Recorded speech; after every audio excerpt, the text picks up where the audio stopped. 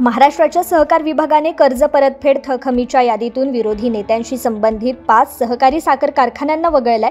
त्यांच्या जागी सत्ताधारी भाजप आणि अजित पवार गटातील नेत्यांना थक हमीपोटी 487 कोटी रुपये दिले जाणार आहेत। यामध्ये भाजप आमदार अभिमन्यू पवारांच्या नियंत्रणाखालील औषधाच्या कारखान्याला 18.84 कोटी तर उपमुख्यमंत्री देवेंद्र फडणवीस संचालित सांगलीतील कारखान्याला 121 कोटी रुपये मिळण्याची शक्यता आहे। राज्य सरकारकडून गायीच्या दुधाला प्रति लिटर 5 रुपये अनुदान वितरणाची प्रक्रिया अंतिम टप्प्यात आली आहे। सरकारकडून 256 कोटी रुपये दुग्ध विकास विभागाकडे वर्ग केले। पुढील आठवडाभरात राज्यातील सुमारे 7.5 लाख शेतकऱ्यांच्या खात्यावर दूध अनुदान जमा होणार आहे। दुग्ध विकास विभागाने दिलेल्या माहितीनुसार मागील आठवड्यात राज्य सरकारकडून 256 कोटी रुपये दुग्ध विकास विभागाकडे वर्ग झालाय। राज्यातील दूध संघांनी गायीच्या दूध उत्पादक शेतकऱ्यांची माहिती संकेतस्थळावर भरणं सुरू केलंय। कागदोपत्री तयारी पूर्ण होताच दूध अनुदान थेट शेतकऱ्यांच्या खात्यावर जमा होणार आहे।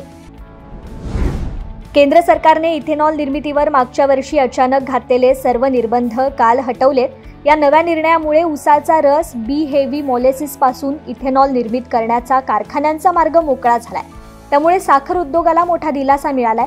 देशभरातील अनेक साखर कारखान्यांनी कोट्यावधी रुपये खर्च करून इथेनॉल प्लांट केले होते, ते पुन्हा सुरू होणार असल्याने कारखाना उद्योगात समाधान व्यक्त केले जाते।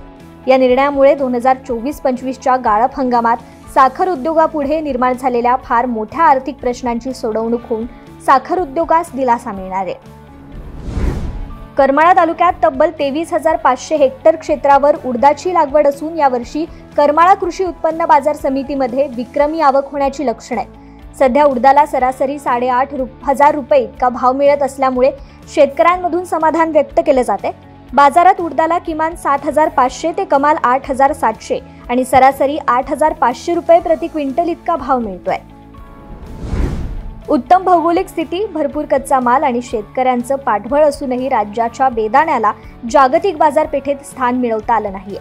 भारतीय बेदाण्याला गुणवत्ता सिद्ध करावी लागेल, तसेच सल्फरच्या वापरापासून बाजूला व्हावं लागेल असं निर्यातदारांचं म्हणणं आहे। राज्यातून गेल्या हंगामात 47,000 टन बेदाण्याची निर्यात झाली होती। देशातील सर्वात मोठी बेदाणा बाजारपेठ सांगलीची आहे। 25,000 टनाहून अधिक बेदाणा तिथे साठवून ठेवला जातो। मात्र घरात भरपूर माल असला तरी देशी व्यापारी अफगाणिस्तानच्या बेदाण्याला पसंती देत आहेत। सूक्ष्म सिंचन संच घेतलेल्या शेतकऱ्यांना सुमारे वर्षभरापेक्षा अधिक काळापासून अनुदान मिळालेलं नसल्याने आर्थिक कोंडी झाली आहे। जिल्ह्यातील सर्व लोकप्रतिनिधींकडे प्रशासनाकडे पाठपुरावा करूनही कुणीच लक्ष न घातल्याने अखेर शेतकरी आता रस्त्यावर उतरतोय। बुलढाण्यात जिल्हाधिकारी कार्यालयावर मोठा आक्रोश मोर्चा पोलिसांनी परवानगी नाकारल्याने तूर्त रद्द करावा लागलाय। मात्र याहीपेक्षा मोठा मोर्चा काढण्याचं नियोजन केलं जात आहे। जिल्ह्यातील 15 ते 15,500 शेतकरी अनुदान कोंडीला सामोरे जात आहेत। तालुक्याच्या पश्चिम पट्ट्यातील अनेक गावांमधील बाजरीच्या पिकाचं मोठं नुकसान झालंय। गेल्या 8 दिवसांपासून सुरू असलेल्या पाऊस आणि वाऱ्यामुळे हातातोंडाशी आलेल्या बाजरीच्या पिकाचं मोठं नुकसान झालंय। अनेक वर्षांनंतर यंदा पावसाने दमदार हजेरी लावली। खरीप हंगामातील बाजरी पिकासाठी हा पाऊस फारच उपयुक्त ठरल्यामुळे हे पीक चांगलंच जोमात आलंय। तसेच ठराविक अंतराने पडलेल्या पावसामुळे बाजरी पिकाची चांगली जोपासनाही करता आली आहे।